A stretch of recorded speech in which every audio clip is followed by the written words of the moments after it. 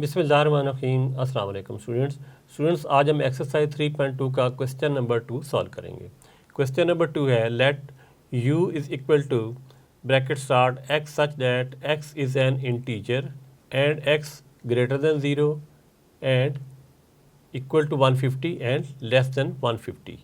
यानी जो हमारा x है वो 0 से ग्रेटर है, 150 के इक्वल है और 150 से लेस है।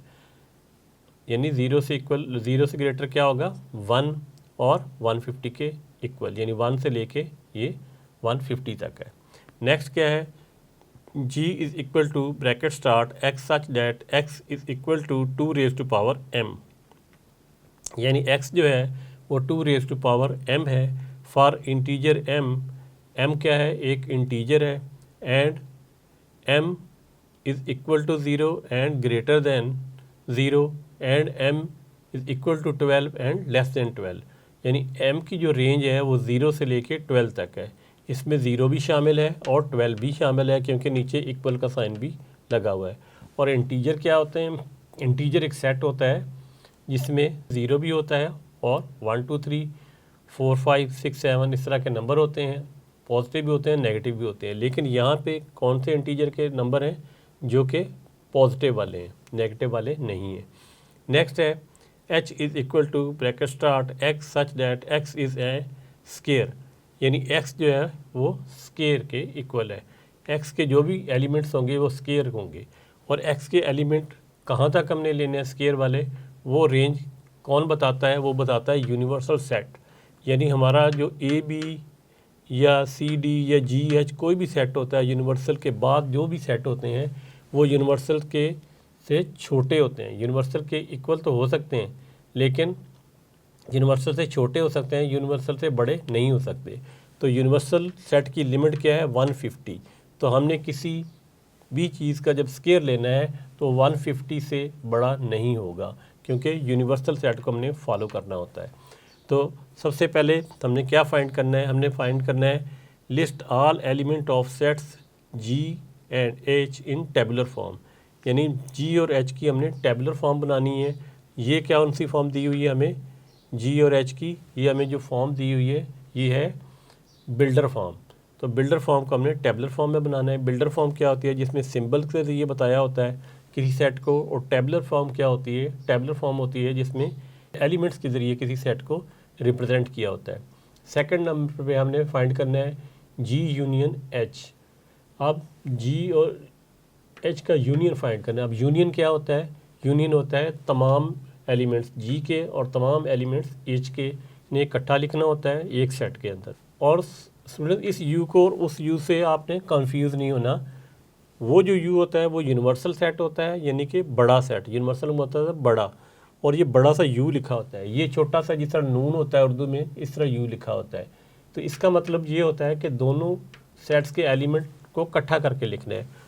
उस यू का मतलब होता है कि ये बड़ा सेट है, तमाम सेट से बड़ा सेट। नेक्स्ट नंबर 3 पे है जी इंटरसेक्शन एच।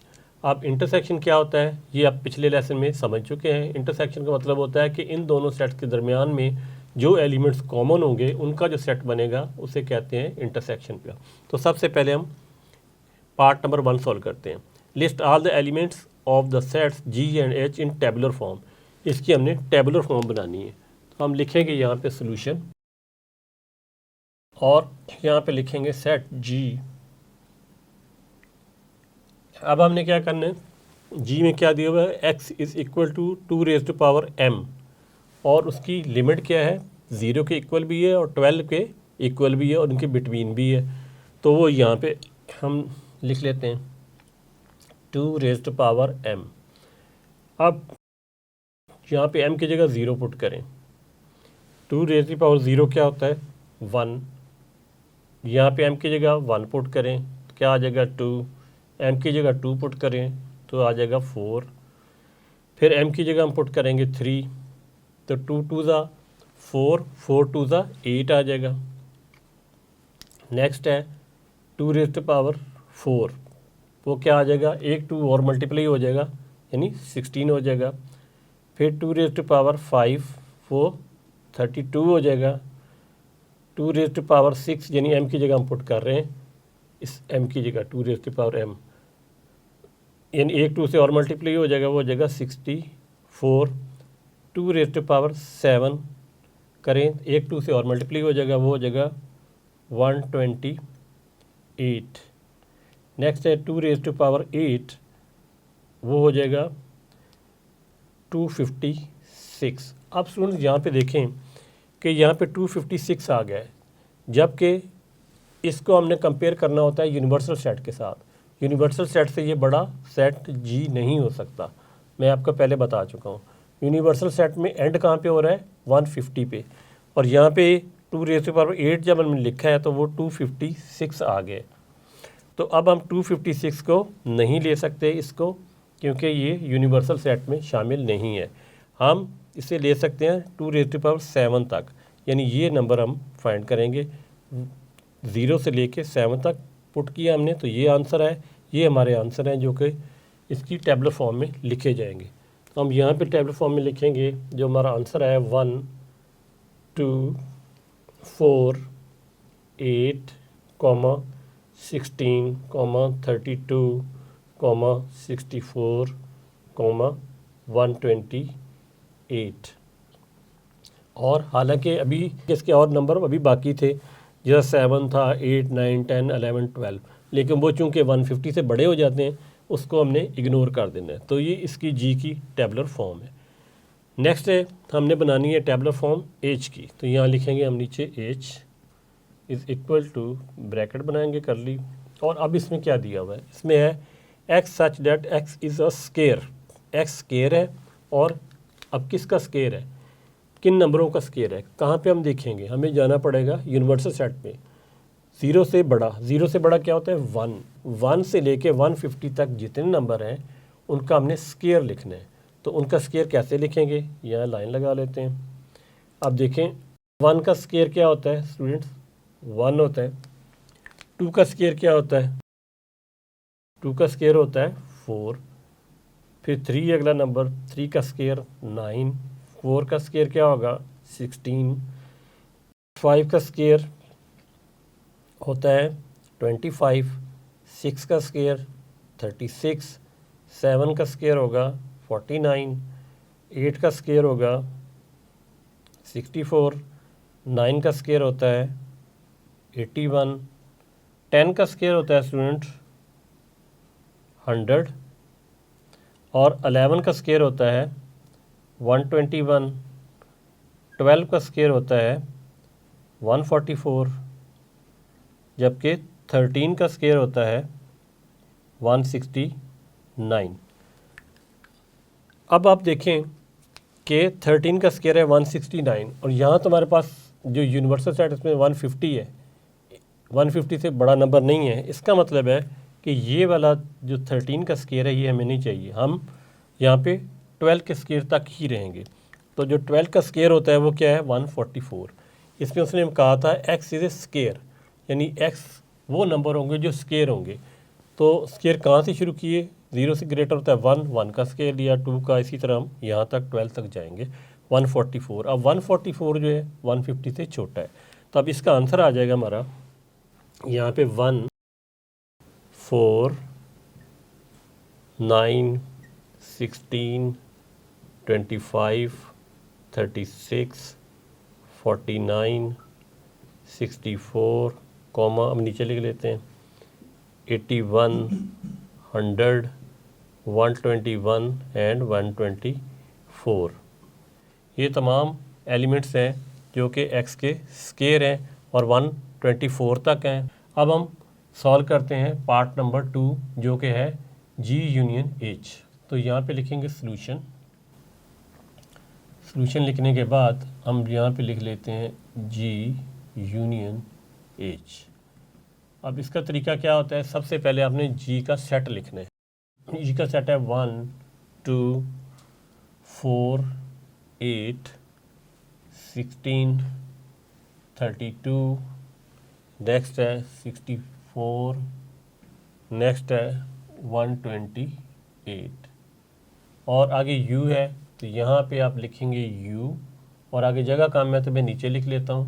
तो यहाँ पे अगर सेट लिखेंगे एच का सेट क्या है, 1 है, 4 है, 9 है, 16 है, 25 है, 36 है, 49 है, 64 है, फिर 81 है, फिर 100 है, उसके बाद 121 एंड 144।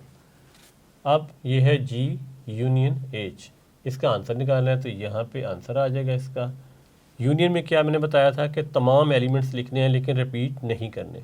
तो तरतीब से शुरू करते हैं। पहले 1 लिखेंगे, फिर लिखेंगे 2, फिर लिखेंगे 3, कोई नहीं है, 4 है, फिर 8 आ जाएगा, फिर है 9, इन दोनों से देखते जाएंगे। उसके बाद 9 के बाद क्या है उससे बड़ा, 16 कॉमन है इन दोनों में, लेकिन हमने एक ही मरतबा लिखना है। फिर क्या है, छोटा पहले लिख लेते हैं 25, फिर 32, नेक्स्ट है 36, नेक्स्ट है 49। अब देखें ये कॉमन है लेकिन हमने इसको नहीं लिखना, 2 दफ़ा नहीं लिखना, 1 दफ़ा लिखना है, 64। नेक्स्ट है 81, कॉमा नीचे चले जाते हैं। 81 के बाद हमने क्या लिखना है, 100, यहाँ आ जाएगा 100, कॉमा 121, फिर 128 इधर से ले लेते हैं, यहाँ से लेते हैं 144। अब हमने स्टूडेंट्स जी यूनियन एच के अंदर वो नंबर लिखे हैं जो तमाम है। नेक्स्ट है जी इंटरसेक्शन एच। हमने जी और एच के जो कॉमन एलिमेंट्स हैं वो लिखने हैं। तो इसी तरीके से यहाँ पे लिखेंगे सॉल्यूशन दोबारा, फिर यहाँ पे लिखेंगे जी इंटरसेक्शन एच, यहाँ पे जी के एलिमेंट लिखे जाएंगे, वो क्या है, दोबारा ये सेट आपने लिखना है, फिर ये लिखना है, बीच में इंटरसेक्शन का साइन आ जाने। तो आएगा 1, 2, 4, 8, 16, 32, 64, 128 ब्रैकेट क्लोज, यानी ये सेट लिखा। और यहाँ यू है, हमने यहाँ पे क्या लिखना है, इंटरसेक्शन।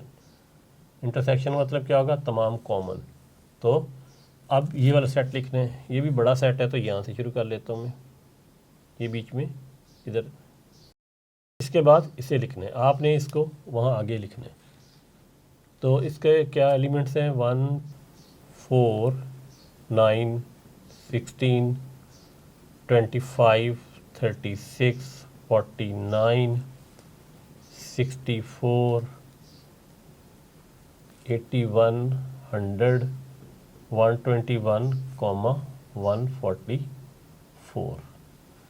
अब क्या करना है, हमने इनके कॉमन लेने हैं एलिमेंट्स। कॉमन एलिमेंट देखते हैं। 1 यहाँ पे क्या है, 1 यहाँ पे कॉमन है तो 1 हम एक ही मरतबा ले लेंगे। उसके बाद क्या है, 2 है, 2 इधर नहीं है। 4 यहाँ पे कॉमन है, ये देखें 4 हम ले लेंगे यहाँ पे कॉमन। फिर 8 है, इसमें 8 नहीं है। 16 है, 16 कॉमन है तो 16 हम ले लेंगे यहाँ पे। फिर 32 इधर नहीं है। 64 यहाँ पे ये है, देखिए 64 इसमें कॉमन है, यहाँ हम 64 ले लेते हैं।